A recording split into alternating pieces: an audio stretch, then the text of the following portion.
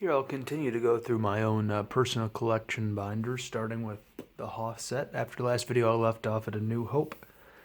The fact that I put both white border and black border back to back in my binders means that those early two sets took up a lot of space, plus Premier's a pretty big set on its own.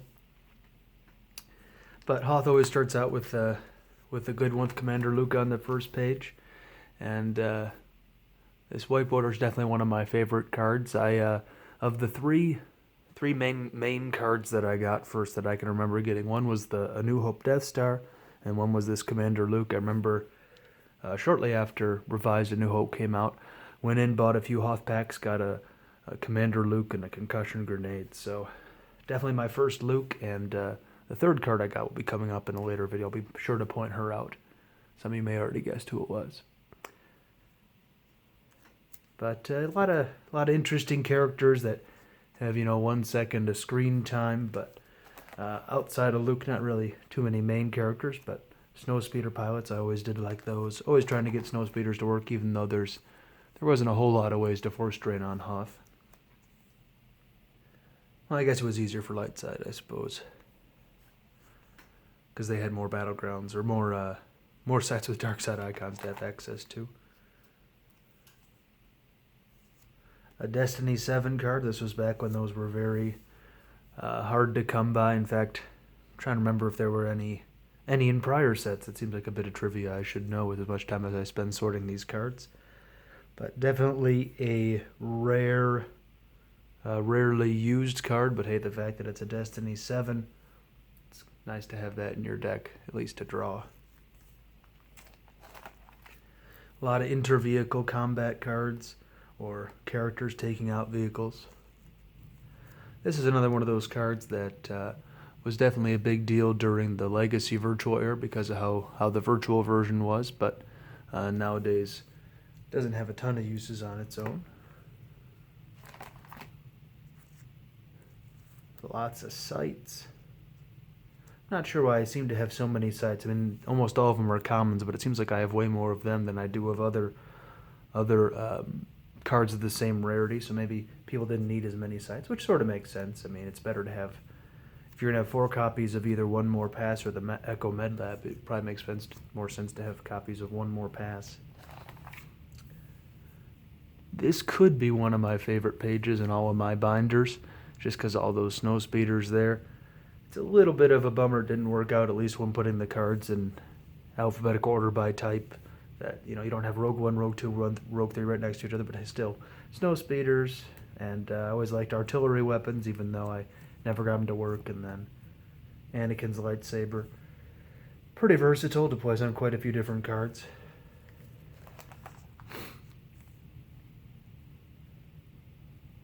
A lot of weapons on this page too. Ion cannon always seemed cool, being able to knock a Star Destroyer out of a battle, making it power 0, but I don't know, as soon as you put it there, well, maybe that's the use of it. It's a deterrent for them actually coming to that system. I don't know. Concussion grenade. I remember back when I got a concussion grenade, I didn't have any Rebel capital starships, so I think I traded a grenade straight up for a Rebel transport, a Power 1 card. So not the best trade I ever made, and if my friend's watching this one, he might get a kick out of the fact that I bring that up every time I see a concussion grenade, but it's a meme if nothing else. Very cool card for Veers.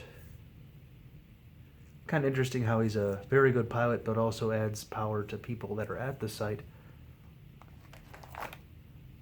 So supporting the troops from his AT-AT tank. Well, I guess they're not technically tanks, they're transports. A lot of the effects in this set are rare ones, so, well, Death Squadron isn't, but Death Mark, Frozen Dinner, Mourn for Old Meteor Impact, High Anxiety, all those are rarer than Blizzard 2, for example, which we'll see in a bit.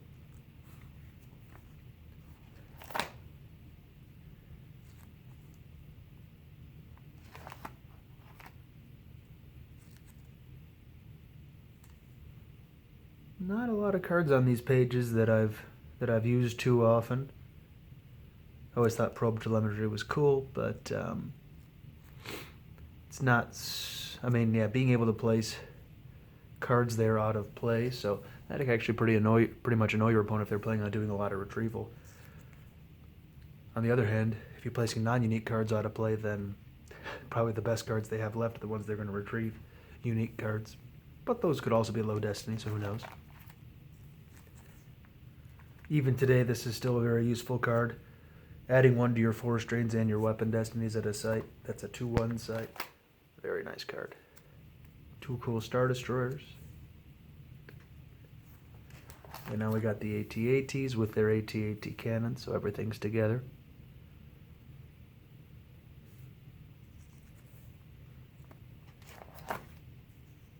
On to Dagobah. Kind of risky packs Dagobah were, and I didn't have too many cards when Dagobah came out, but a lot of cards that are considered pretty cheesy, but risky in the sense that, yeah, for the light side, there weren't too many good cards you're going to get other than Luke and Yoda if you were going to get a light side rare. But definitely a lot of interesting effects, if not necessarily ones that are too powerful, especially after a lot of errata came through, and any ones that were terribly powerful were definitely reduced.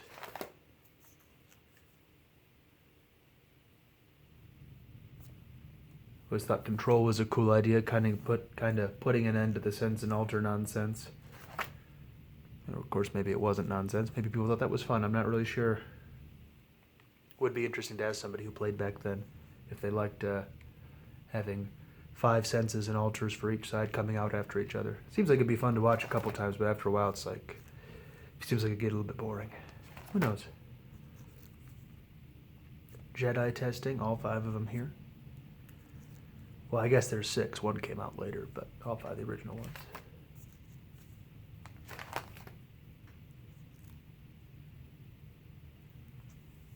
And Darkside definitely had a lot of cool cards to get. So the Bounty Hunters, Forlom and Bosk, Dengar on the next page, IG-88, Zuckuss, and some decent officers too, like Lieutenant Suba, who lets your troopers deploy for free to a docking bay.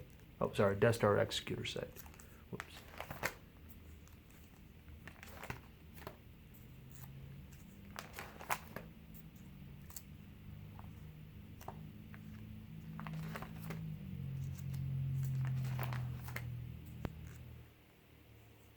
Always liked this card, trying to get Greedo alone at a site and then adding 2 Battle Destiny.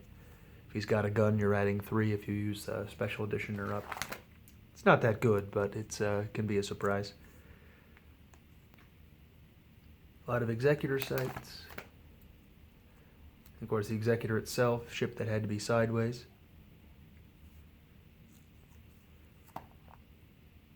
The Bounty Hunter ships, so that's a very cool page. TIE bombers and proton bombs, so starships that can go to sites. And into Cloud City now, so instead of having front to back now with white border, black border, it'll just be full pages of new cards on each side.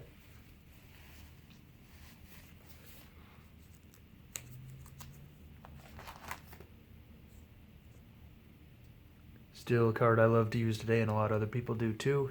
Being able to knock people out of a battle just by having a lightsaber.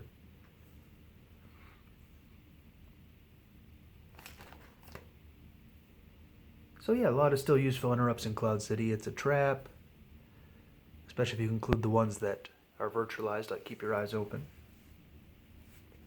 Preventing people from firing weapons. I use a lot of copies of Virtual Point Man in my dark side decks because that cancels the light side virtual version of this, and a lot of my dark decks depend on firing weapons.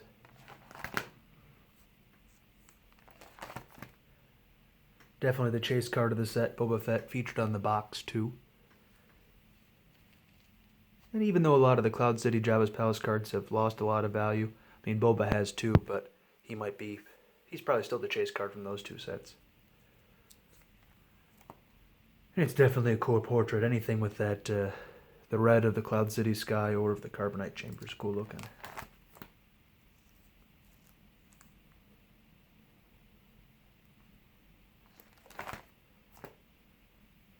kind of an all or nothing card. It always seemed like to me, epic duel. People got to lose 9 force at a time, and a character goes out of play if they lose a duel. So a lot of risk, a lot of reward.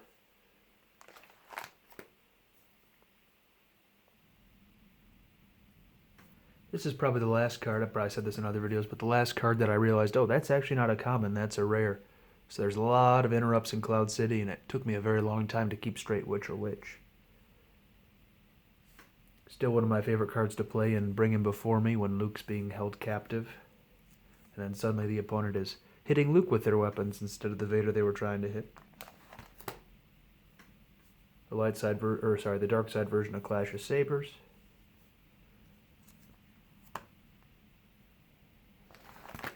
And in a Jabba's Palace. So I remember Jabba's Palace from probably the late 90s is when a local grocery store had packs for 99 cents, so I definitely bought a few of those. And I still have lots of Jabba's Palace cards to this day, so lots of different aliens with interesting lore, but one of the unfortunate things about Jabba's Palace is that the lore is often the best part about the cards, so not a ton that I like to use. But every now and then there's a good one.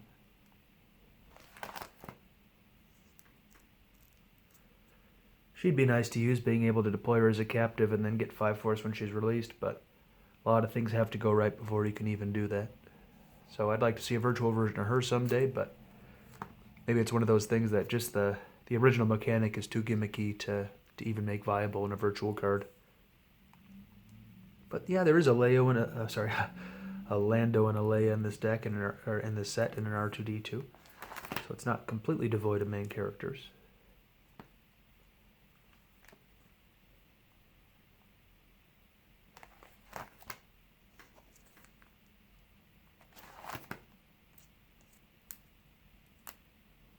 And then an ability 4 alien was kind of a surprise to me at the first time I saw him, being able to mind scan opponents, steal their game text and their power, I believe.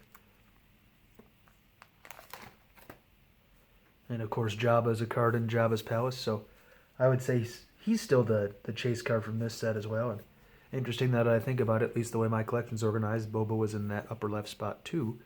So Boba and Jabba together. I think Captain Han was as well. So a lot of the three of the main cards from those sets all occupy that upper left slot.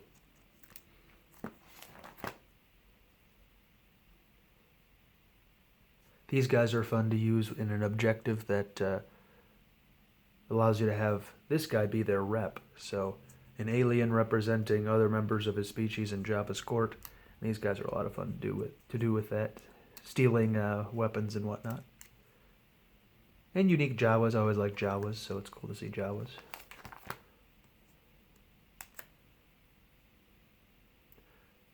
Even though Jabba's Palace didn't have a lot of interesting characters, at least main characters, just the idea of occupying battlegrounds and being able to reduce your force loss if you occupy battlegrounds and introducing the concept of battlegrounds was definitely a step forward. So your opponent just couldn't sit at a site with 15 lightsabers and drain you for 15, or not that that would ever really happen to that extent, but they'd have to actually come out and fight you. Oh, forgot about the Rancor. I think I remember when I went in to buy my pack that had the Commander Luke in it, the White Border Commander Luke, somebody traded a Rancor straight up for a Jabba the Hutt, which I don't think I do today, but back then I guess it was a pretty fair trade. I didn't have either cards. Maybe I was just jealous, and that's why I thought it was a bad trade. And Jabba's Sail Barge, which has some interesting text on it in the passenger deck, which I passed is an interesting card too, but definitely more useful as the virtual version. So, Hoth, definitely one of my favorite sets, at least to look at in terms of how the cards got arranged. But Cloud City and Jabba's Palace are in here too, which are definitely cool to look through on occasion, but not really eye-opening sets. What is a really cool set that'll come up in the next video is a special edition and a couple ones after that. So I hope you enjoyed this video, and you'll tune in for the next one. Thanks for watching.